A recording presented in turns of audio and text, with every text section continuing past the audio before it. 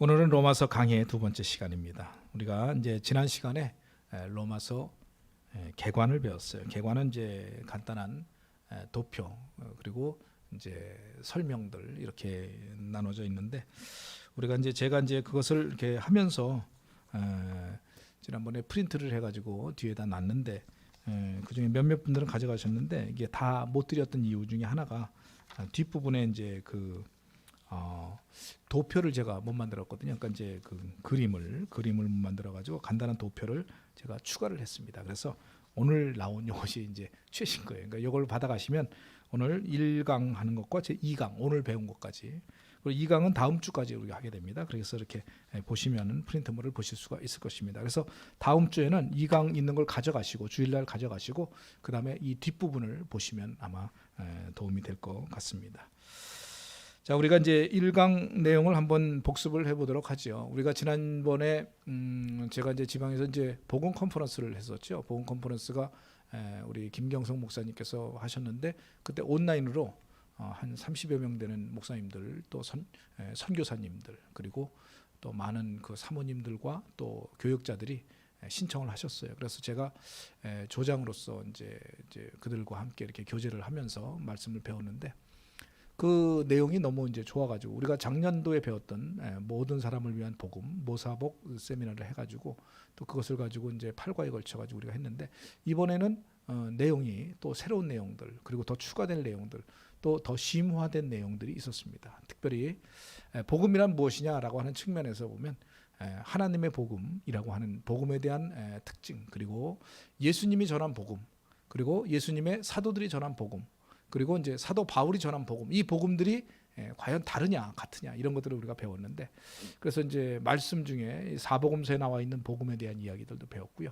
사도행전에 나와 있는 사도들의 설교를 통해서 이 복음이 진짜 예수님의 복음과 다를 바가 없는 그런 복음이라는 것도 배웠고, 그리고 로마서에 나와 있는 내용을 1장서부터 16장까지 쭉 다루면서 사도 바울이 얘기하고 있는 이 교리서신, 다시 말하면 이 교리에 대한 이야기가 진짜 복음이다라고 하는 거. 이것이 단순히 그냥 우리가 흔히 알고 있듯이 예수님 믿어가지고 구원받는 이신칭의의 믿음 또는 이신득의의 믿음 이런 믿음이 아니라 그 안에 담겨져 있는 깊은 심오한 진리가 예수님께서 말씀하신 복음과 전혀 다를 바가 없는 복음이다라는 것을 우리가 배웠어요. 그래서 제가 그걸 보고서 굉장히 많은 감동을 받았는데 물론 저도 이제 지금 로마서를 하면서 그 부분을 정리를 했지만 더 추가될 사항이라든지 아니면 은혜로운 부분들이 있어서 제가 다다음 시간에 그걸 할 때 여러분들과 함께 은혜를 나누고자 합니다.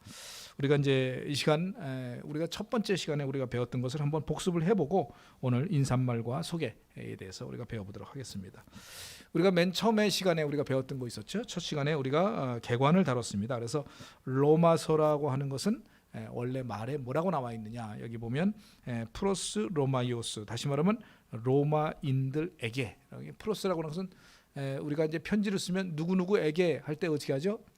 투 아무개 이렇게 쓰지 않습니까? 그러니까 투가 프로스예요. 투 그다음에 로마이우스라고 하는 말은 로마인들에게라고 하는 그런 이걸 이제 그 문법적으로 보면 역격이라고 얘기해요. 역격 상대방 누구누구에게라고 하는 그런 표현인데요. 로마인들에게라고 하는 거죠. 그래서 이 표현에 의하면 로마서는 로마에 있는 교회에 보낸 편지라기보다는 로마의 교회들도 있지만 일단 로마에서 믿음 생활하는 모든 성도들에게 보낸 편지다 이렇게 보는 것이 훨씬 정확하다라고 하는 얘기를 우리가 첫 번째 시간에 배웠습니다. 로마서는 저자와 정경성에 대해서 저자는 누구라고 그랬습니까? 사도 바울 본인이 사도 바울이라고 얘기하고 있고요. 또 많은 학자들이 이 로마서의 저자가 사도 바울이라고 하는 데서 아무도 의심하지 않습니다. 왜냐하면 이만큼 심오한 교리와 또 심오한 예수 그리스도에 대한 진리를 기록할 만한 그러한 능력과 지혜를 가진 자가 사도 바울 말고는 아무도 떠오르지 않는다. 뭐 그럴 정도로 사도 바울의 작품이다라고 얘기할 수 있습니다. 그리고 이제 여기에 대해서는 뭐 여러 가지 얘기들이 있지만 사도 바울이 직접 쓴 것이다. 물론 사도 바울이 얘기를 했지만 실질적으로는 사도 바울이 직접 쓴 거라기보다는 뭐라고요? 대필자가 있었어요. 더디오라고 하는 사람의 대필자가 16장 22절에 더디오가 나도 대필한다 이렇게 썼기 때문에 아마 이 심오한 글들을 다 일일이 16장에 걸쳐 아주 길게 쓰기에는 사도 바울이 여러 가지로 체력적으로나 아니면 눈이 나쁘다 그랬으니까 뭐 이런 여러 가지 면에서 부족했고 옆에서 또 글씨를 잘 쓰는 그런 사람이 그걸 기록했을 것이다라고 하는 것을 알 수가 있습니다. 그래서 이제 이 책은 누가 봐도 동일한 사도 바울의 저작이요 성경으로 인정될 수밖에 없는 책이다라는 것을 의심하는 사람은 한 사람도 없다, 신학자 중에서는. 두 번째로 로마서의 저자는 어디냐, 기록 연대에 대해서도 얘기를 했는데 아마 장소와 기록 연대가 고린도 지방에서 기록했을 것이고요, 약 한 AD 57년경 겨울에 기록됐을 것이다라고 얘기를 하면서 대개 한 뭐랄까요, 3차 선교 여행을 마치고 이제 예루살렘으로 돌아가기 직전에 아마 기록했을 것이다라고 하는 그런 얘기들이 나옵니다. 이제 그 부분에 대해서는 뭐 지난 시간에 얘기했으니까 자세한 얘기는 생략하도록 하고요. 로마서의 기록 목적은 뭐냐? 첫 번째 이제 선교적인 목적은 뭐냐면 대부분의 로마 방문 계획을 먼저 알리는 것이다. 두 번째는 변증적인 목적으로서 복음에 대한 변증을 하기 위해서 이 복음에 대한 것을 교리를, 왜냐하면 이 당시 로마는 참 사도들에 의해서 세워진 교회가 아니라 사도들이 전한 사람들이 그곳에 가서 자생적으로 세워진 교회거든요. 이럴 때일수록 하나님의 말씀에 좀 부족할 수 있기 때문에 그 교리를 하나씩 설명해야 될 필요가 있다. 그래서 복음의 실체를 상세하게 설명하기 위하여 이것을 변증적 목적이다 이렇게 얘기하고요. 그 다음에 교훈적 목적은 기본적인 기독교 교리를, 진리를 잘 설명해주고 이 복음이 얼마나 중요한 것인가를 알려주기 위해서 쓴 책이다라고 하는 것을 제가 말씀드렸습니다. 그 다음에 로마서의 주제는 뭐라고 그랬습니까? 로마서의 주제는 복음에 나타난 하나님의 의다. 그래서 로마서 1장 16절부터 17절인데 그 중에서 17절에 있는 말씀이 가장 중요한 로마서의 주제죠. 복음에는 하나님의 의가 나타나서 믿음으로 믿음에 이르게 하나니 기록된 바 오직 의는 믿음으로 말미암아 살리라.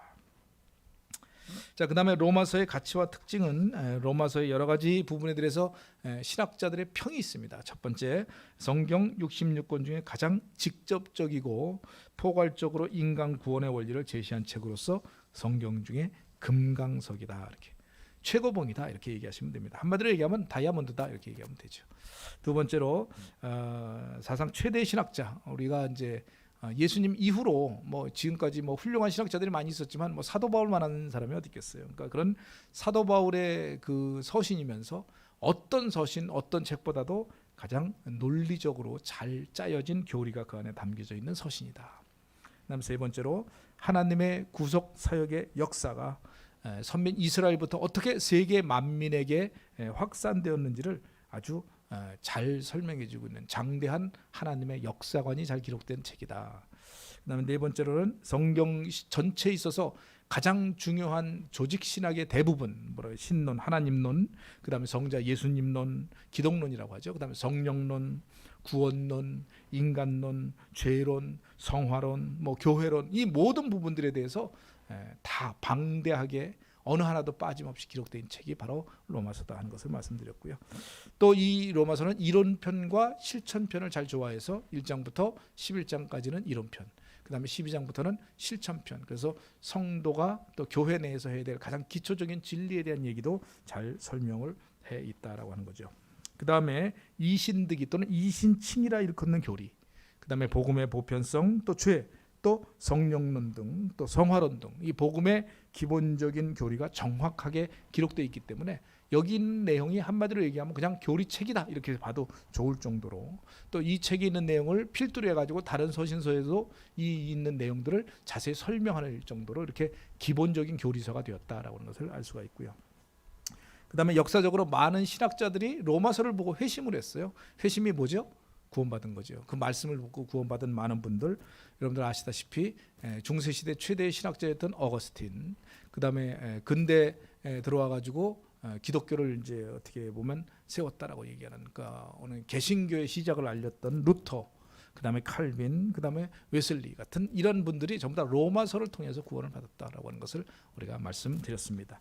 이 로마서는 도입부하고 그 다음에 내용, 본론부하고 결론부가 있는데, 도입부는 앞에 제가 말씀드린 1장 1절부터 복음의 주제가 정확하게 나타나 있는 16, 17절, 그러니까 1장 1절부터 17절까지를 도입부라고 얘기를 하고 있고요. 앞부분은 이제 서론 부분인데, 앞부분의 인사말을 끝으로 이제 나중에 있는 관계에 대한 이야기, 로마인들과의 관계에 대한 이야기, 그 다음에 이 복음의 주제, 바로 로마서의 주제를 설명하고 있고요.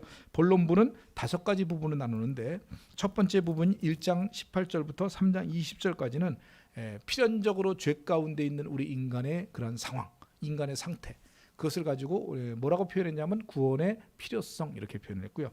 두 번째 부분 3장 21절부터 5장 21절까지는 이 구원에 정말 필요한 그런 인간들이 해야 될, 어떻게 하면 구원받을 수 있는가라고 하는 구원에 이르는 길이죠. 그게 바로 뭡니까? 이신칭입니다. 그래서 믿음으로 구원받는 칭에 대한 이야기가 두 번째 부분 3장 21절부터 5장 21절까지고요. 세 번째 부분은 6장부터 8장까지 3장에 걸쳐 가지고 구원받았다고 끝이냐? 끝이 아니라는 거죠. 우리가 이 땅 가운데서 믿음으로 살아가고 또 거룩함으로 살아가야 될, 거룩함을 쫓아야 될 그리스도인의 삶, 다시 말하면 성화의 부분이 장장 3장에 걸쳐 가지고 나와 있습니다.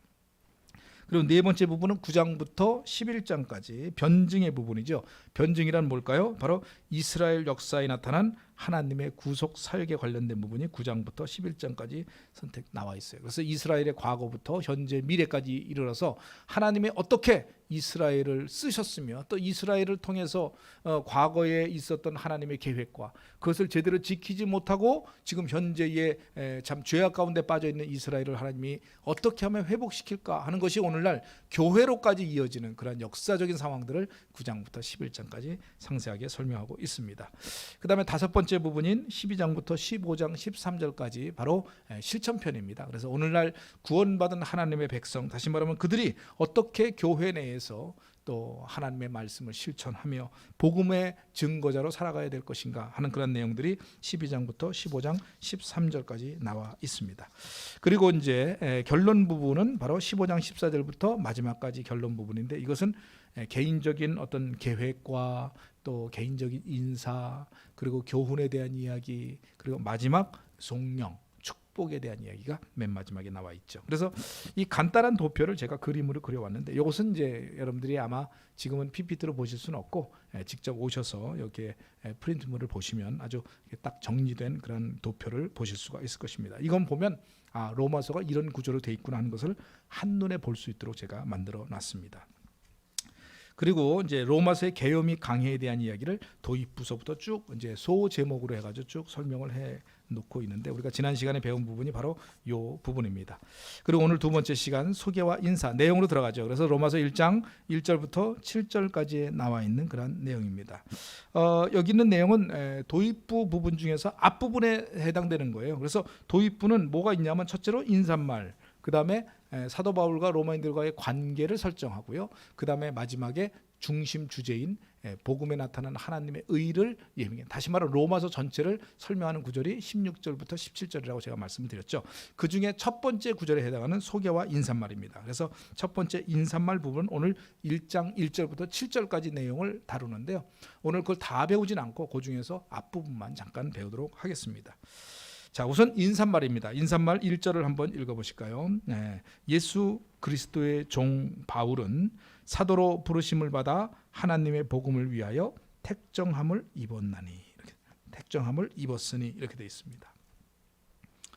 자, 인사말에 대한 부분들, 이 본문에 대한 얘기들은요, 우리가 제가 인사말에 관련된 부분들은 고린도전서를 나갈 때도 우리가 했어요. 그래서 아마 그 부분하고 중복되는 부분이 있을 텐데, 그래도 한번 복습하는 의미로 한번 보시도록 하겠습니다. 이 바울 서신에 있어서의 인사말의 형태 또는 형식을 한번 보도록 할까요? 이 바울 서신에 있어서의, 그러니까 서신서에서 인사말의 대부분의 형태를 보면은 어떤 그 형태가 있냐면, 일반 서신도 마찬가지입니다. 인사말은 대개 어떻게 하냐면 송신자와 수신자 그리고 인사, 이런 형태를 지니고 있어요. 자, 송신자는 뭐죠? 편지를 보내는 자. 수신자는 뭐죠? 편지를 받는 자. 그 다음에 뭐예요? 인사. 인사말에는 뭐예요? 기원이 있습니다. 하나님의 은혜와 평강이 너희와 함께 있을지어다. 뭐 이런 내용들이죠. 그러니까 그런 내용들이 항상 기록되어 있어요.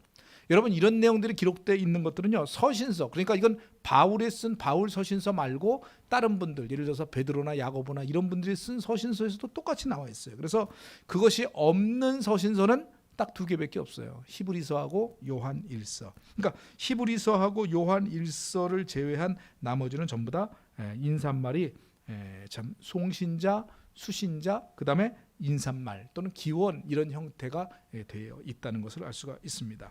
예를 들면 야고보서 1장 1절 한번 볼까요? 야고보서 1장 1절을 보면 뭐라고 나와 있냐면요, 하나님과 주 예수 그리스도의 종 야고보는, 여기서 야고보는 뭘까요? 송신자, 편지를 쓰는 자예요. 그죠? 그 다음에 흩어져 있는 12지파에게, 이게 뭐죠? 수신자. 흩어져 있는 12지파가 수신자예요. 그 다음에 뭐예요? 끝에 문안하노라. 문안하노라, 이게 뭐예요? 인사말입니다. 여기 인사말이에요. 그래서 송신자와 수신자, 그 다음에 인사말, 이렇게 돼 있어요. 근데 지금 일반 서신서는 이렇게 좀 간단하게 돼 있는데 바울 서신서는 뒷부분에, 다시 말하면 이 인사말이 조금 긴 편에 속해 있습니다. 예를 들면 일단 기본적으로 이제 베드로 후서에도 이제 이와 비슷한 내용이 있는데 한번 볼까요? 베드로 후서 1장 1절부터 2절에 보면 예수 그리스도의 종이며 사도인 시몬 베드로는, 이게 누굽니까? 송신자.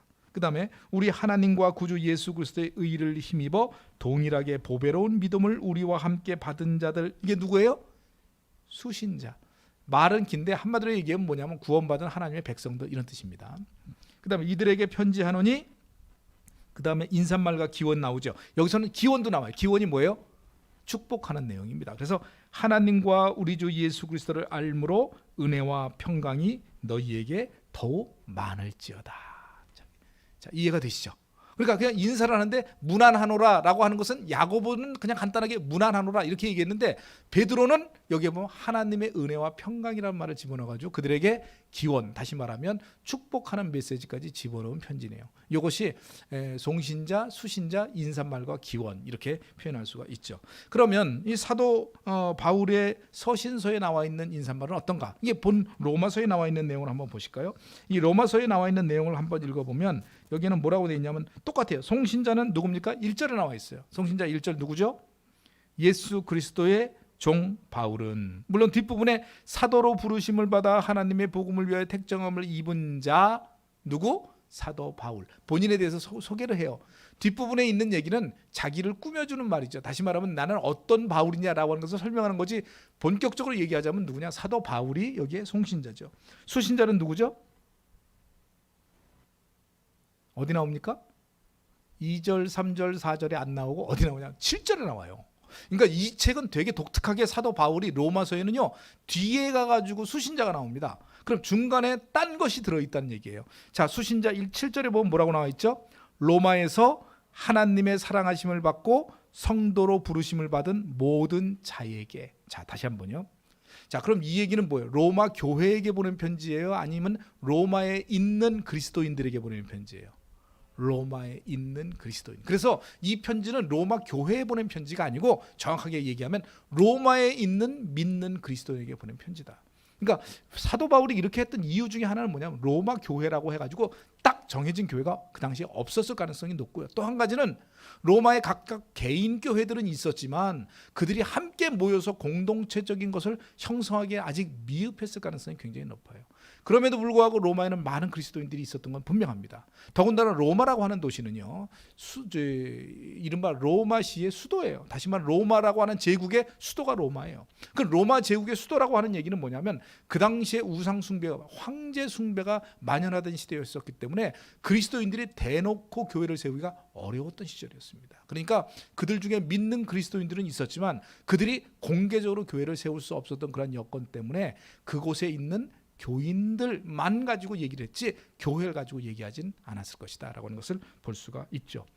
아마도 그 당시에 로마 교회가 형성되지 않았다라고 하는 의미 속에는요, 사도 바울이 직접 로마를 방문하지 않았기 때문에, 또 사도 바울로부터 구원받은 사람들이 그곳에서 교회를 세웠기 때문에 본인이 마음에 안 들었을 수도 있어요. 내가 직접 가서 거기서 교회를 세워야 되겠다는 마음이 있었을 수도 있어요. 그래서 사도 바울이 그곳에 가서 교회를 세우고자 하는 마음도 있었고, 또 그곳에서 한번 이게 정리를 좀 할 필요가 있었을 것이다. 그래서 또 로마서라고 하는 이런 교리서신이 등장했을 가능성이 굉장히 높습니다. 그래서 여기 있는 내용을 보면 수신자는 누구라고요? 로마에 있는 그리스도인들. 이게 7절 앞부분에 있고요.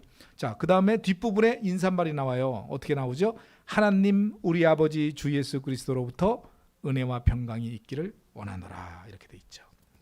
자, 그래서 여기 보면 이 로마서신서의 로마서의 인사말은 송신자가 1절에 있고요, 수신자가 7절에 가서야 앞부분에 있고, 그 다음에 인사말이 뒷부분에 가 있다. 자, 인사말의 특징은 뭐냐면, 원래 사도 바울의 일반적인 편지글에 보면 사도 바울의 인사말은 대체로 인사말이 좀 길어요. 아까도 얘기했지만 야고보는 그냥 너희들에게 문안하노라 이렇게 하고 얘기를 해요.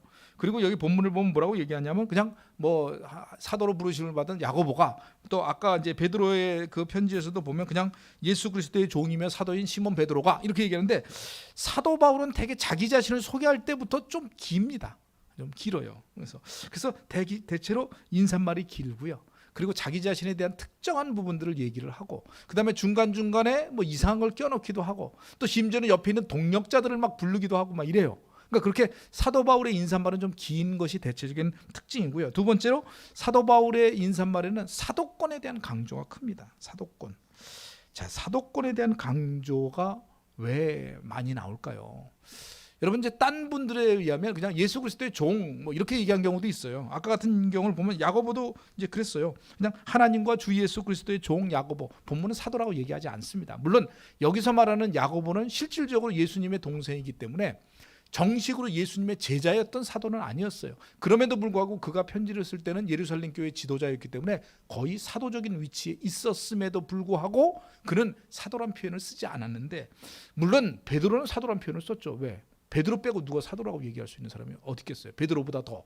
그러니까 베드로는 뭐 아주 최고의 수제자이면서 최고의 사도다 이렇게 얘기할 수 있는 부분이었죠.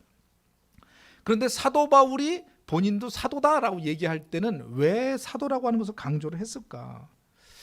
여기 이제 사도라고 하는 표현을 보면 사도 바울의 편지글이 대개 한 13권 정도로 보고 있는데 사도 바울의 편지글에 보면은요. 초기 서신인 베드로 전서 후서 그 다음에 교회에 대한 각별한 사랑을 담은 빌립보서 그리고 개인적인 서신인 빌레몬서를 제외한 나머지 9개의 사도 바울의 서신서는 전부 다 사도권이라고 하는 것을 굉장히 강조해요. 내가 사도로 부르심을 받은 바울은 왜 그랬을까요? 그것은 뭐냐면 사도 바울은 사도권에 대해서 다른 사람으로부터 구설수에 올라 있거나 아니면 사도 바울의 사도권을 인정하지 않는 사람들이 그 당시에 있었다는 것을 알 수가 있어요.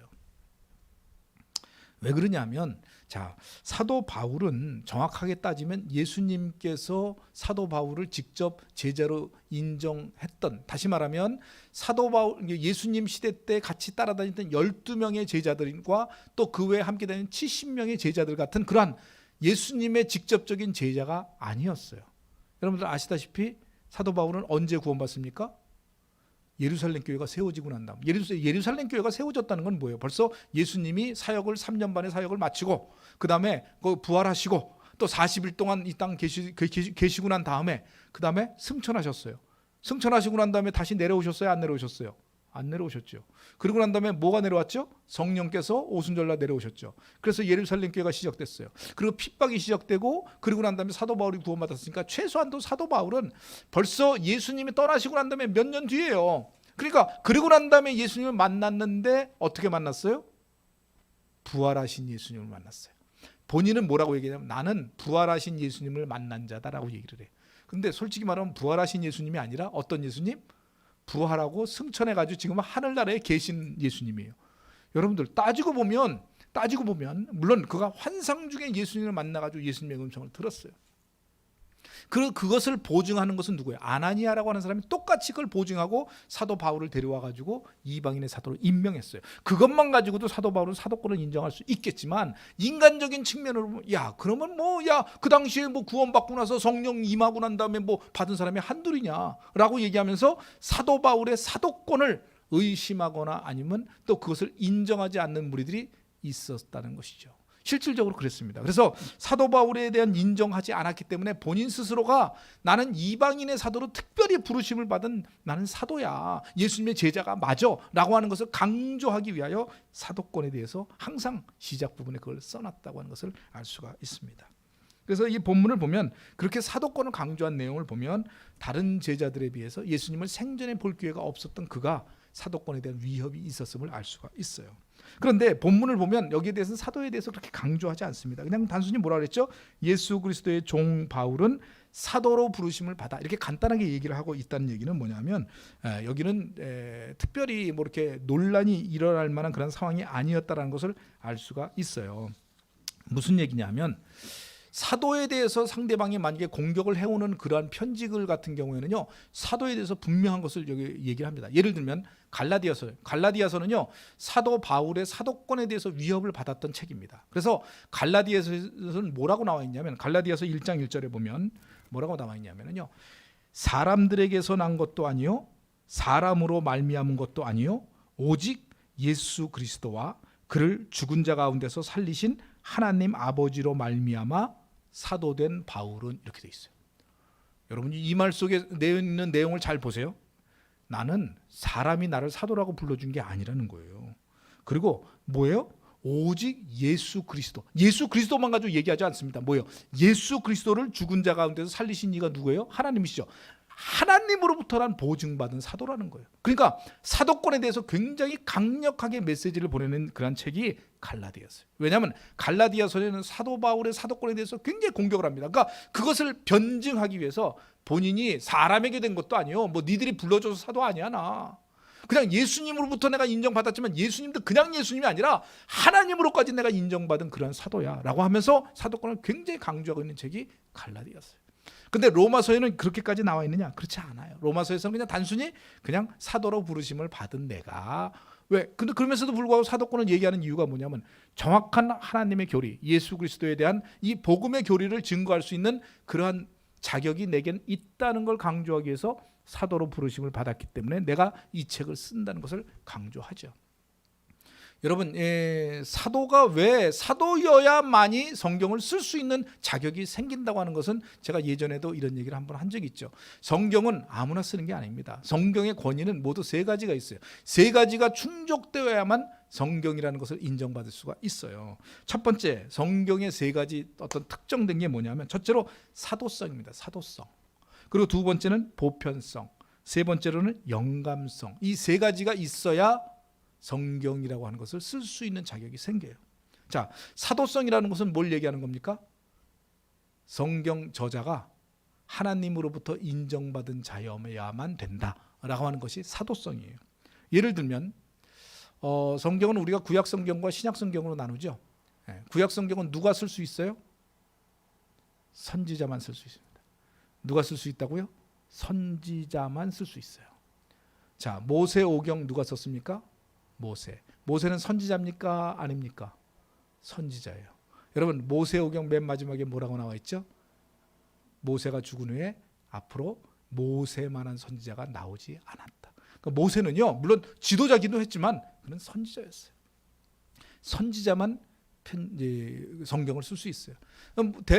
대충 내용을 보면 선지자라고 하지만 실질적으로 선지자가 아닌 분들이 있을 수도 있어요. 예를 들면 도대체 사무엘은 선지자인지 대제사장인지 뭔지 잘 모르잖아요. 근데도 사무엘은 이 성경을 쓸 수 있었다라고 하는 것만 가지고도 그는 선지자예요. 그리고 실제로 사무엘은 선지자적 역할을 감당했어요. 예를 들면 에스겔도 선지자예요. 다니엘도 선지자예요. 물론 다니엘이 뭐 지도자였고 무슨 정치가였기도 했지만 선지자적인 능력을 가진 분이었기 때문에 선지자라고 우리는 인정할 수 있습니다. 그럼 신약 성경은 누가 쓸 수 있어요? 사도만 쓸 수 있어요. 예수님의 제자.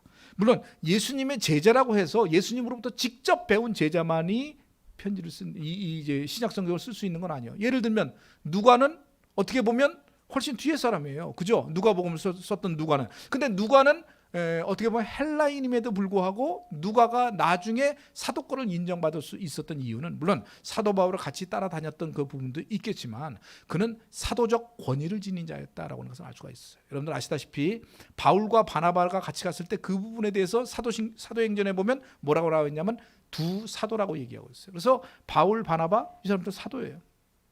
실제로 그 당시에 사도적 권위를 지닌 자들은 예수님의 직접적인 제자만이 아니라 교회 지도자가, 당시에 교회 지도자, 다시 말하면 예수님의 생전에 같이 있었던 자들은 거의 다 사도라고 인정받을 수 있는 사람들이 있었습니다. 마가도 마찬가지예요. 예수님의 12제자 안에 들어가지 못했지만 마가복음을 썼잖아요. 그런 걸 보면 마가도 사도로 인정받은 사도권을 지닌 자다, 이렇게 볼 수가 있습니다.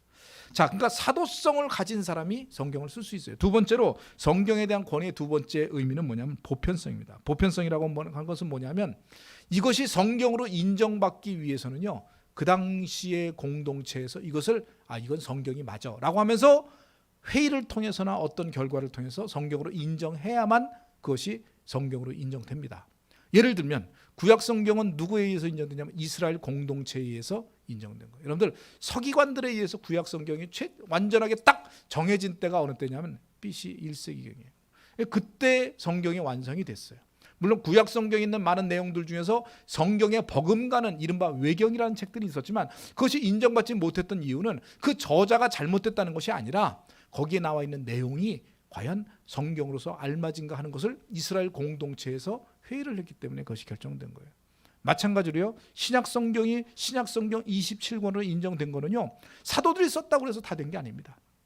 그들 중에서 회의를 거쳐가지고 이게 진짜 사도가 쓴 게 맞느냐, 그래서 이게 사도가 썼는데 어쨌든 이것이 과연 가치 있는 책이냐, 이게 성경적인 권위가 있느냐라고 하는 것을 자신들이 평가를 하고 판단해가지고 여러 가지 회의를 하죠. 그래서 에베소 공의회 때 최종적으로 완성이 됩니다. 그때 결정된 사항들, 그것이 바로 성경이죠. 그래서 구약 성경은 이스라엘 공동체에 의해서, 신약 성경은 교회에 의해서, 공의회에 의해서 결정된 그런 보편성이 바로 인정받은 기관이라는 거죠.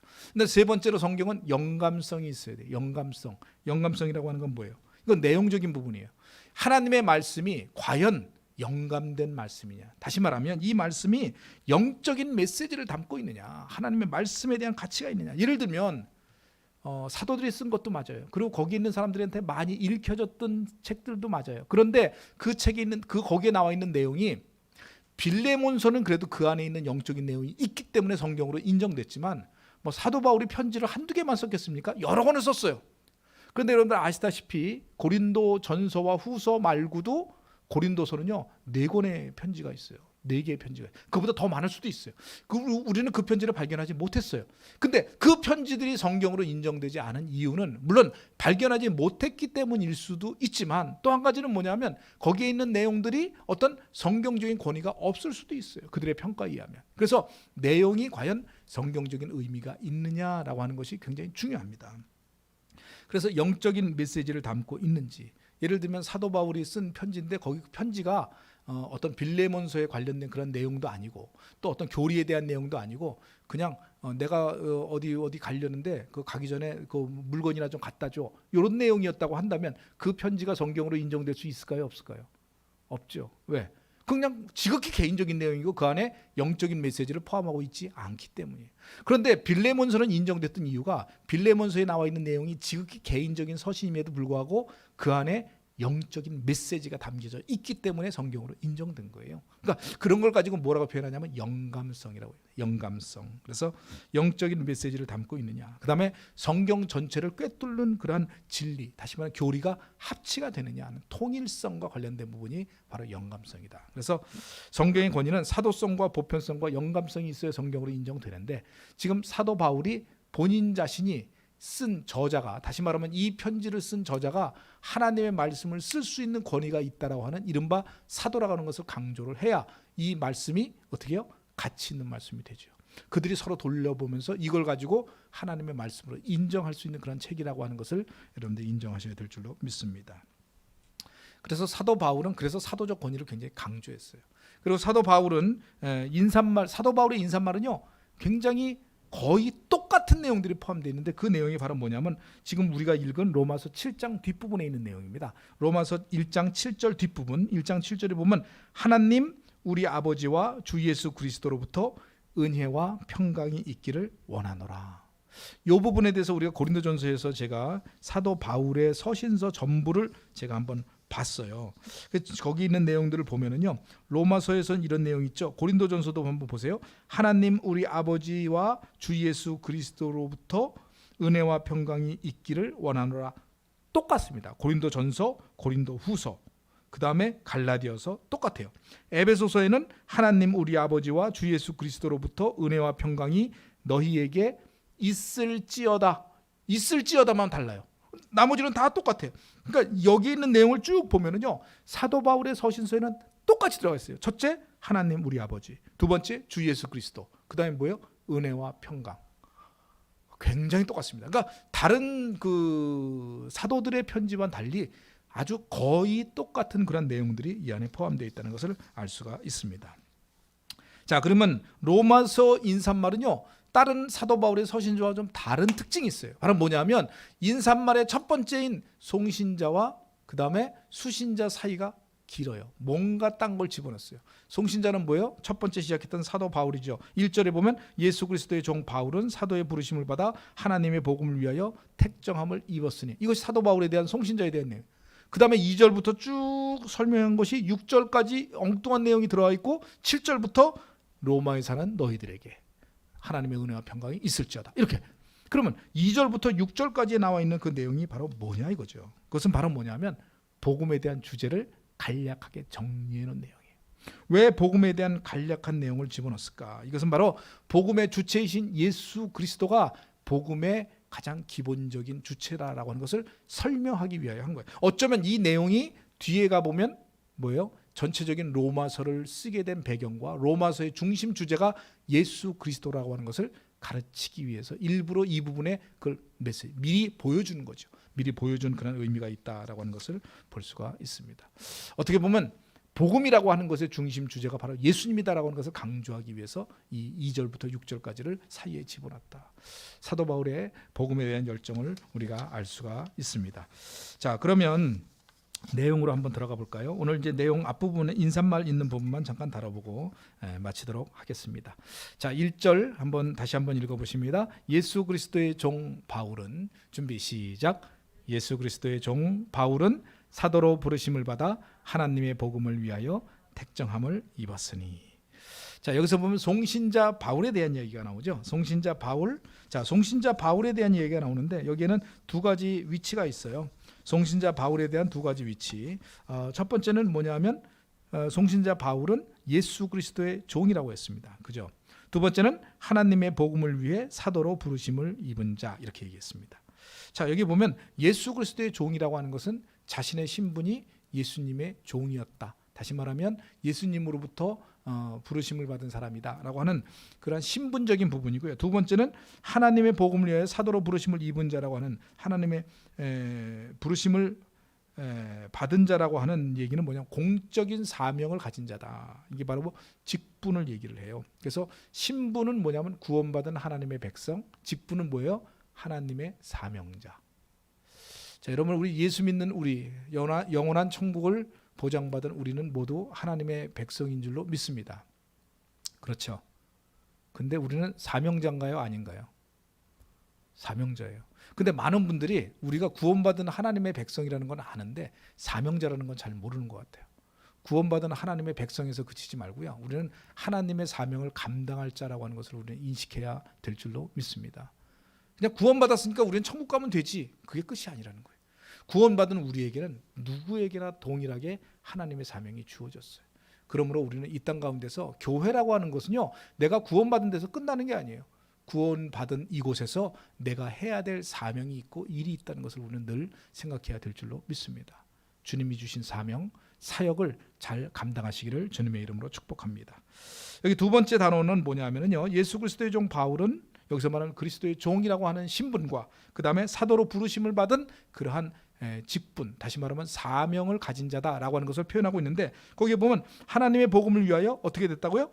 택정함을 입었다 그랬어요. 택정함을 입었다. 이 택정함을 입었다고 하는 말이 어떻게 보면 굉장히 독특한 말입니다. 이 택정이라고 하는 표현은요, 헬라어로 어떤 표현이냐면 아포리스메노스라고 하는 표현인데, 아포리스메노스. 여기서 보면 아포리스메노스라고 하는 표현은요, 원뜻은 따로 구별되다는 뜻입니다. 따로 구별되다는 뜻은 뭡니까? 구약 성경에 보면 우리가 거룩이라고 하는 말 쓰죠. 거룩이라는 말이 뭐예요? 따로 구별하다. 따로 구별을 왜 합니까? 하나님으로부터 쓰임받기 위해서 따로 구별한 거예요. 그래서 더러운 것과 깨끗한 것을 구별하는데, 깨끗한 것을 구별해가지고 뭐예요? 하나님께 제사를 드리죠. 그죠? 그런 것처럼 따로 구별하다고 하는 의미가 아포리스메노스예요. 그러면 여기서 뭐냐면 나는 택정함을 입었다라고 얘기하는 것은 뭐냐면 나는 하나님의 사역자로 쓰임받기 위해서 어떻게 따로 구별됨을 받았다는 거예요.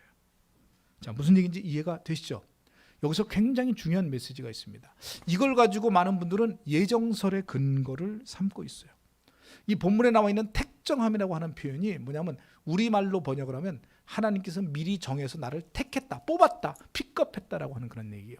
그런데 이런 부분들이 어디에 나오냐면 갈라디아서에서도 동일한 내용이 나오는데, 갈라디아서 1장 15절에 보면 뭐라고 나와 있냐면요, 1장 15절 뒷부분에 보면 그러나 내 어머니의 태로부터 나를 택정하시고 그의 은혜로 나를 부르셨다 그랬어요. 자, 어머니의 태로부터 택정하셨다는 얘기는 뭐예요? 이미 내가 어머니 뱃속에 있을 때부터 하나님이 정하셨다. 누가 생각납니까, 여러분? 누가 생각나요? 이런 표현에 대해서 우리가 구약 성경을 보면은요, 야곱과 에서가 생각나죠. 하나님이 야곱과 에서를 리브가의 뱃속에 있을 때부터 이미 택하셨어요. 그래서 너는 큰 민족을 이루고, 그죠? 그래서 큰 아이가 작은 아이를 섬길 것이요. 그렇죠. 뱃속에 있을 때부터 이미 하나님이 결정하셨어요. 이걸 택정이라고 표현했는데, 이 택정이라고 하는 표현을 이 갈라디아서에 보면 어머니의 태로부터 나를 정하셨다라고. 자, 그럼 사도 바울의 이 메시지는 사도 바울이 하나님의 사도가 되기로 하나님은 이미 뱃속에 있을 때부터 결정하셨다는 얘기죠. 그렇죠. 아니, 이 말이 틀려요? 이건 맞는 얘기예요. 당연히 그렇다는 얘기예요. 그럼 이 말은 예정설의 근거가 될 수 있습니까? 여러분, 예정설이라는 게 뭔가요? 여러분, 예정설이라고 하는 건 뭐냐면 장로교 또는 이제 켈빈주의가 이제 주장한 건데요. 여러분들 이 부분은 이제 물론 신학적인 여러 가지 논의가 있기 때문에 조심해서 얘기를 해야 됩니다. 그렇지만 그럼에도 불구하고 이 부분에 대해서 한 번쯤은 정리를 하고 넘어가야 되기 때문에 예정설에 대해서 우리가 한번 오해하고 있는 부분과 그 다음에 이것이 신학적으로 어떻게 정리되어야 될 것인가를 한 번은 짚고 넘어가야 된다는 것을 여러분들 생각해야 될 줄로 믿습니다. 켈빈주의의 예정설에 의하면 뭐냐면 하나님께서 구원받을 사람을 미리 정하셨다. 이게 예정설이에요. 자, 그런데 여기서 굉장히 중요한 말은 뭐냐면 구원받을 사람들을 미리 정하셨다는 거예요. 자, 본문에 있는 말, 자, 사도 바울이 내가 어머니의 태로부터 이미 하나님으로부터 택하심을 입어서 하나님의 부르심을 받아 종이 됐다라고 하는 말이 구원받을 사람을 하나님이 미리 정해놓는다는 그런 말하고 똑같습니까? 여러분, 이게 오해가 될 만한 부분이에요. 그러면 사도 바울이 어머니 뱃속에 있었을 때부터 하나님이 정하셨다면 모든 사람은 다 어머니 뱃속에 있을 때부터 구원받기로 결정이 되었다, 이렇게 해석하는 것이 예정설이에요. 이 말 이해가 되시죠? 자, 그런데 이 말이 옳으냐 틀리느냐요. 여러분들 논리적으로 보면요, 이 말은 굉장히 위험한 말입니다. 그 얘기는 뭐냐면 모든 사람은 하나님이 어머니의 뱃속에 있을 때부터 이 사람이 구원받을 사람인지 구원받지 못할 사람인지 결정하셨다, 이런 의미예요. 그러면 구원받을 사람은 이미 어머니 뱃속에 있을 때부터 어떻게 했다고요? 결정되었다. 이 말은요, 반대로 얘기하면 구원받을 사람의 반대는 뭐예요? 구원받지 못할 사람. 그걸 멸망의 자녀들이라고 얘기를 하는데, 멸망의 자녀들도 하나님이 결정하셨습니까? 결정하지 않으셨습니까? 결정하셨겠죠. 왜? 근데 여러분들 예정론주의자들이 뭐라고 얘기하냐면 하나님이 구원받을 사람들은 결정했지만 구원받지 않을 사람들을 결정한 건 아니야. 그러니까 하나님은 구원받을 사람들을 구원받을 사람들을 결정한 게 아니라, 구원받지 못할 사람을 결정한 게 아니라, 멸망할 사람들을 결정한 게 아니라 구원받을 사람들만 결정한 거예요. 말장난입니다. 말장난. 여러분, 그 얘기는 뭐냐면 우리가 구원받을 사람들만 건지기로 결정했다면 나머지들은 그냥 물에 빠져 죽도록 그냥 내버려뒀다는 말이 되는 거예요. 그러면 멸망당하도록 내버려뒀다는 건 뭐예요? 하나님이 멸망하도록 결정했다는 것과 다를 바가 없다. 이 말이 틀립니까? 맞습니까?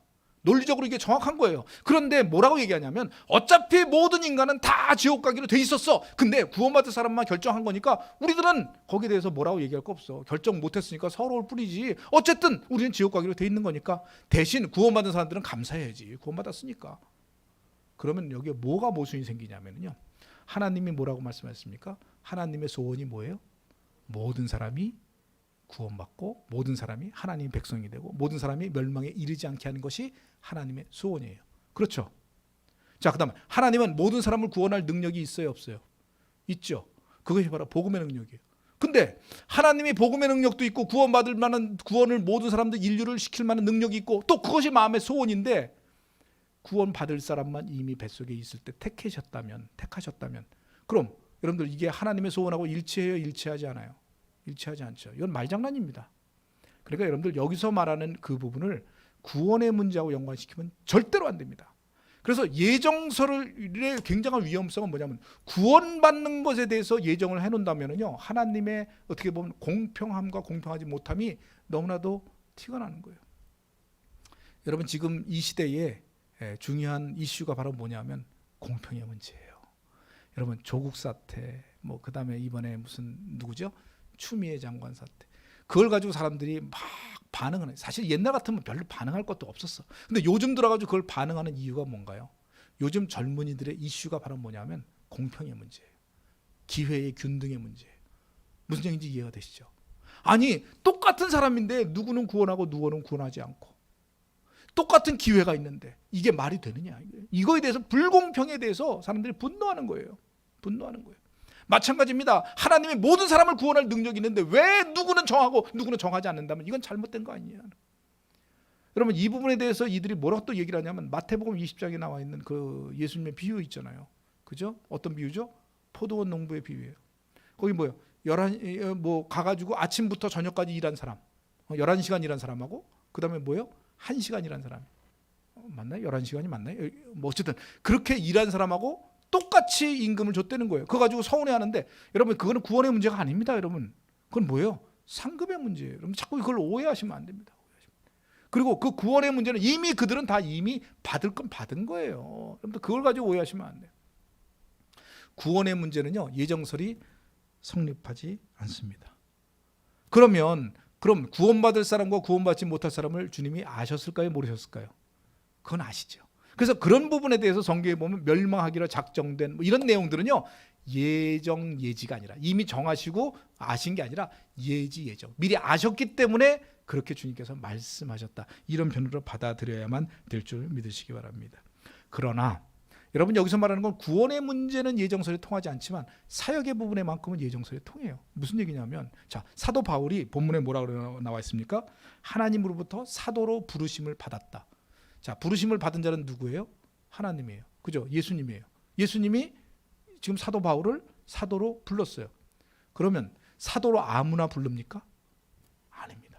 사도는 아무나 부를 수 없어요. 여러분들 주의 종도요 하나님의 소명이 있어야 돼요. 어떤 분은 주의 종 되고 싶은데도 안 되는 분이 있어요. 왜? 하나님의 소명이 없기 때문이에요. 그러니까 하나님의 사역을 위해서 각자에게 주는 은사는 바로 그 사람이 그 일을 하도록 주님께서 부르시는 각자의 사역의 영역이라는 얘기입니다. 그러니까 여기서 말하는 예정이라고 하는 개념은요 구원의 개념이 아니라 사역의 개념이에요. 하나님이 사도 바울을 어머니의 뱃속에 있을 때부터 이미 뭐로 쓰셨다? 사역자로 쓰셨다. 특히 하나님의 사도로 사용하셨다는 거예요. 주의 종도 마찬가지예요. 그렇기 때문에 이것은 어떤 사역에 관련된 문제지 이것을 가지고 구원의 문제로 보면 안 된다라고 하는 것을 이해하시길 주님의 이름으로 축복합니다. 자 그렇다면 결론적으로 얘기하자면 그렇다면 여러분들 하나님이 사도로 부르심을 받았지만 그 사람이 사도로 쓰임 받았지만 구원 못 받을 수 있어요? 없어요? 있습니다. 이거 아셔야 돼요. 굉장히 중요한 부분이에요. 왜냐하면 구원의 문제를 여러분들 아까 제가 공평의 문제를 얘기했는데 사도로 부르심을 받았다거나 목사로 부르심을 받았지만 그가 목사로서 그가 직분적으로는 목사가 됐지만 그가 구원받지 못한 사람일 수 있어요? 없어요? 있어요. 물론 오늘날에 많은 목사님들 중에서도 구원받지 못한 분이 계실 수도 있습니다. 그분들 중에 어떤 분은 구원받지 못했다면 그건 애초에 목사로 부르심을 받지 못했는데 자기가 스스로 된 거니까 뭐 그랬겠지라고 얘기할지 모르지만 아닙니다. 여러분들 성경적으로 보면 하나님이 부르시는 자는 꼭 구원받은 사람만 부른 게 아니에요. 예를 들면 하나님의 사역을 위해서 어떤 사람을 쓰기는 했는데 그 쓴 사람이 다 하나님의 종만 썼느냐? 그렇지 않습니다. 느부갓네살 왕 아시죠? 느부갓네살 왕이 예루살렘을 멸망시키고요. 결국은 아수르도 멸망시킵니다. 아수르 멸망시키고 이스라엘 그러니까 남쪽 유다를 멸망시키고 다니엘을 데려가죠. 느부갓네살 왕 하나님이 쓰셨습니까? 안 쓰셨습니까? 쓰셨어요. 여러분 느부갓네살 왕 그럼 구원 받은 것 같아요? 구원 받지 못한 것 같아요? 구원받았을 가능성이 별로 없어요. 근데 다니엘서에 보면 뒷부분에 보면 느부갓네살이 한 번 더 부침을 겪습니다. 그 어려움 속에서 하나님을 깨닫게 되는 그런 장면이 나와요. 그래서 어쩌면 그가 구원받았을 가능성이 없지 않아 있지만 대개 다른 이방 나라의 왕은요 구원받기 되게 어렵습니다. 그 나라의 그 신들을 섬기죠. 그게 되게 어려워요. 자 그렇다고 합시다. 그러면 또 다른 사람 하나님이 고레스 왕을 통해서 이스라엘 민족 이제 이 바벨론으로 포로로 끌려갔던 그들을 멸망시키고 결국은 이스라엘 민족을 구원하죠. 그리고 예루살렘으로 돌려보냅니다. 그걸 가지고 결국은 바벨론에서 돌아온 그러한 사건이 있는데 그 사건의 가장 중심적인 인물이 고레스예요. 여러분 이사야서에 보면 뭐냐면 내가 나의 종을 사용하여 그를 크게 쓰리라. 그게 누굽니까? 고레스예요. 고레스가 구원받았습니까? 여러분 고레스 구원받은 사람 아니에요. 근데 하나님이 그를 뭐로 썼다고요? 나의 종으로 썼다 그랬어요. 그러니까 여러분들 하나님이 그를 뱃속에 있을 때부터 불러가지고 사역자로 썼다고 해서 그 사람이 구원받았느냐? 그건 아닐 수 있어요.